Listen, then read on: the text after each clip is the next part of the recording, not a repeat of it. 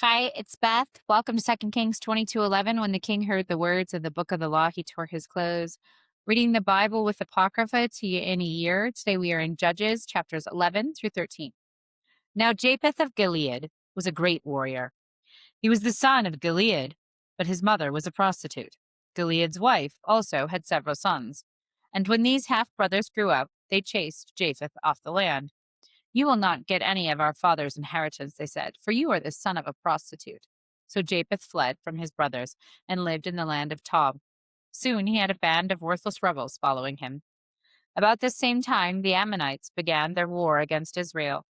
When the Ammonites attacked, the elders of Gilead sent for Japheth in the land of Tob. The elders said, "Come and be our commander. Help us fight the Ammonites." But Japheth said to them, "Aren't you the ones who hated me and drove me from my father's house? Why do you come to me now when you are in trouble?" "Because we need you," the elders replied. "If you lead us in battle against the Ammonites, we will make you ruler over all the people of Gilead." Japheth said to the elders, "Let me get this straight. If I come with you, and if the Lord gives me victory over the Ammonites, will you really make me ruler over all the people?" "The Lord is our witness," the elders replied. "We promise to do whatever you say." So Japheth went with the elders of Gilead, and the people made him their ruler and commander of the army. At Mizpah, in the presence of the Lord, Japheth repeated what he had said to the elders. Then Japheth sent messengers to the king of Ammon, asking, "Why have you come out to fight against my land?" The king of Ammon answered Japheth's messengers, when the Israelites came out of Egypt, they stole my land from the Arnon River to the Jabbok River, and all the way to the Jordan. Now then, give back the land peaceably." Japheth sent this message back to the Ammonite king. This is what Japheth says: "Israel did not steal any land from Moab or Ammon. When the people of Israel arrived at Kadesh on their journey from Egypt after crossing the Red Sea, they sent messengers to the king of Edom, asking for permission to pass through his land, but their request was denied. Then they asked the king of Moab for similar permission, but he wouldn't let them pass through either. So the people of Israel stayed in Kadesh. Finally, they went around Edom and Moab through the wilderness. They traveled along Moab's eastern border and encamped on the other side of the Arnon River. But they never once crossed the Arnon River into Moab, for the Arnon was the border of Moab. Then Israel sent messengers to King Sihon of the Amorites, who ruled from Heshbon, asking for permission to cross through his land to get to their destination. But King Sihon didn't trust Israel to pass through his land. Instead, he mobilized his army at Jahaz and attacked them. But the Lord, the God of Israel, gave his people victory over King Sihon.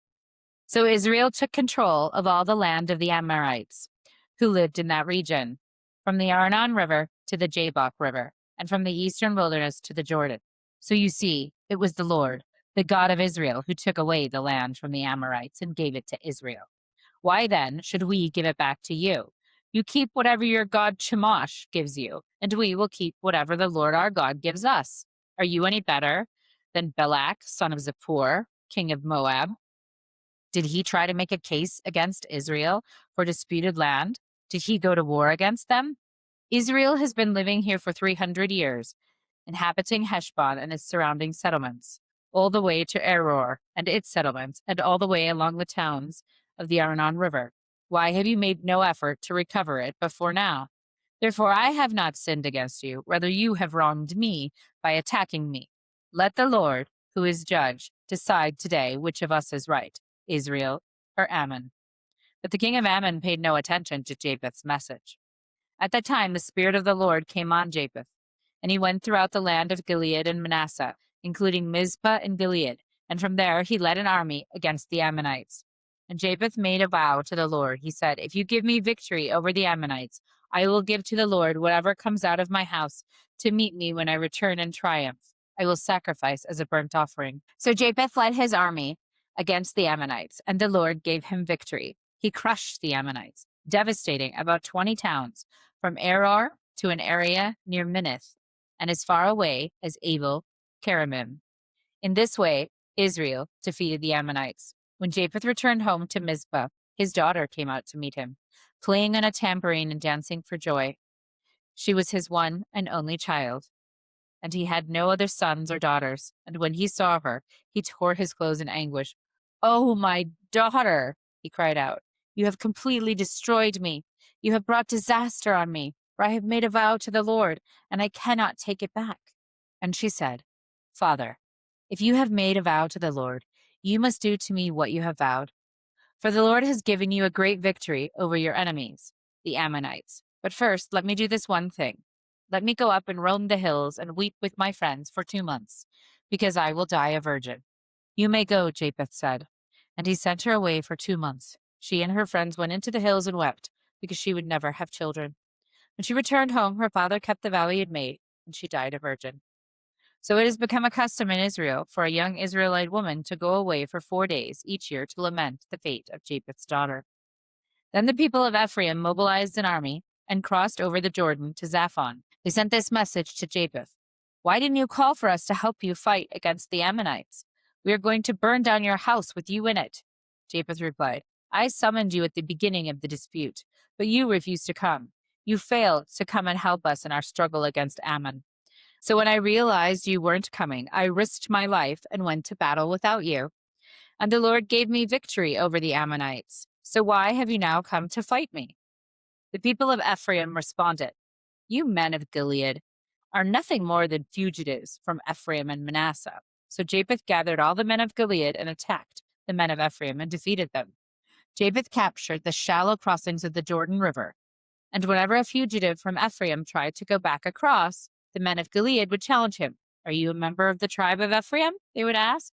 If the man said, "No, I'm not," then they would tell him to say Shibboleth. If he was from Ephraim, he would say Shibboleth, because the people from Ephraim cannot pronounce the word correctly. Then they would take him and kill him at the shallow crossing of the Jordan.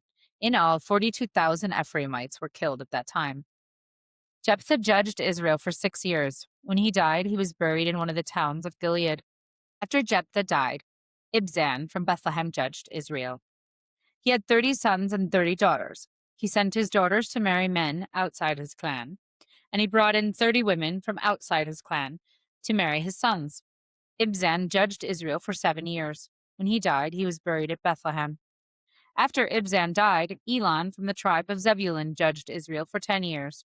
When he died, he was buried at Ajalon in Zebulun. After Elon died, Abdon, the son of Hillel, from Pirathon, judged Israel. He had 40 sons and 30 grandsons, who rode on 70 donkeys. He judged Israel for 8 years. When he died, he was buried at Pirathon in Ephraim, in the hill country of the Amalekites. Again, Israel did evil in the Lord's sight, so the Lord handed them over to the Philistines, who oppressed them for 40 years. In those days, a man named Manoah from the tribe of Dan lived in the town of Zorah. His wife was unable to become pregnant, and they had no children.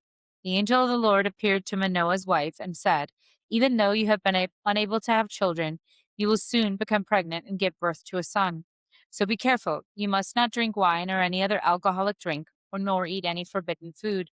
You will become pregnant and give birth to a son. His hair must never be cut, for he will be dedicated to God as a Nazirite from birth. He will begin to rescue Israel from the Philistines." The woman ran and told her husband, "A man of God appeared to me. He looked like one of God's angels, terrifying to see. I didn't ask where he was from, and he didn't tell me his name, but he told me, 'You will become pregnant and give birth to a son. You must not drink wine or any other alcoholic drink, nor eat any forbidden food. For your son will be dedicated to God as a Nazirite from the moment of his birth until the day of his death.' Then Manoah prayed to the Lord, saying, 'Lord, please let the man of God come back to us again and give us more instructions about the son who is to be born.' God answered Manoah's prayer, and the angel of the Lord appeared once again to his wife as she was sitting in the field. But her husband, Manoah, was not with her. So she quickly ran and told her husband, 'The man who appeared to me the other day is here again.' Manoah ran back with his wife and asked, 'Are you the man who spoke to my wife the other day?' 'Yes,' he replied, 'I am.' So Manoah asked him, When your words come true, what kind of rules should govern the boy's life and work?' The angel of the Lord replied, 'Be sure your wife follows the instructions I gave her. She must not eat grapes or raisins, drink wine, or any other alcoholic drink, nor eat any other forbidden food.' Then Manoah said to the angel of the Lord, 'Please stay here until we can prepare a young goat for you to eat.' 'I will stay,' the angel of the Lord replied, 'but I will not eat anything. However, you may prepare a burnt offering as a sacrifice to the Lord.' Manoah didn't realize it was an angel of the Lord. Then Manoah asked the angel of the Lord, "What is your name? For when all this comes true, we want to honor you." "Why do you ask my name?" the angel replied. "It is too wonderful for you to understand." Then Manoah took a young goat and a grain offering and offered it on a rock as a sacrifice to the Lord. And as Manoah and his wife watched, the Lord did an amazing thing. As the flames from the altar shot upwards toward the sky, the angel of the Lord ascended in the fire. When Manoah and his wife saw this, they fell with their faces to the ground. The angel did not appear again to Manoah and his wife. Manoah finally realized it was the angel of the Lord, and he said to his wife, "We will certainly die, for we have seen God." But his wife said, "If the Lord were going to kill us, he wouldn't have accepted our burnt offering and grain offering. He wouldn't have appeared to us and told us this wonderful thing and done these miracles." When her son was born, she named him Samson. And the Lord blessed him as he grew up, and the Spirit of the Lord began to stir him while he lived in Mahaneh-dan, which is located between the towns of Zorah and Eshtaol. The book of Luke, chapter 22, verse 31 through verse 46. Simon, Simon, Satan has asked to sift each of you like wheat. But I have pleaded in prayer for you, Simon, that your faith should not fail. So when you have repented and turned to me again, strengthen your brothers. Peter said, "Lord, I am ready to go to prison with you and even die with you." But Jesus said, "Peter, let me tell you something. Before the rooster crows tomorrow morning, you will deny me 3 times that you even know me." Then Jesus asked them, "When I sent you out to preach the good news, and you did not have any money, a traveler's bag, or an extra pair of sandals, did you need anything?" "No," they replied. But now he said, "Take your money and a traveler's bag. And if you don't have a sword, sell your cloak and buy one. For the time has come for this prophecy about me to be fulfilled. He was counted among the rebels. Yes, everything written about me by the prophets will come true." "Look, Lord," they replied, "we have 2 swords among us." "That's enough," he said. Then, accompanied by the disciples, Jesus left the upstairs room and went as usual to the Mount of Olives. There he told them, "Pray that you will not give in to temptation." He walked away about a stone's throw and knelt down and prayed, "Father, if you are willing, please take this cup of suffering away from me. Yet I want your will to be done, not mine."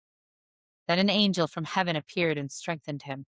He prayed more fervently and was in such agony of spirit that his sweat fell to the ground like great drops of blood. At last he stood up again and returned to the disciples, only to find them asleep, exhausted from grief. "Why are you sleeping?" he asked them. "Get up and pray, so that you will not give in to temptation." Thus ends the reading for today. Never walk alone.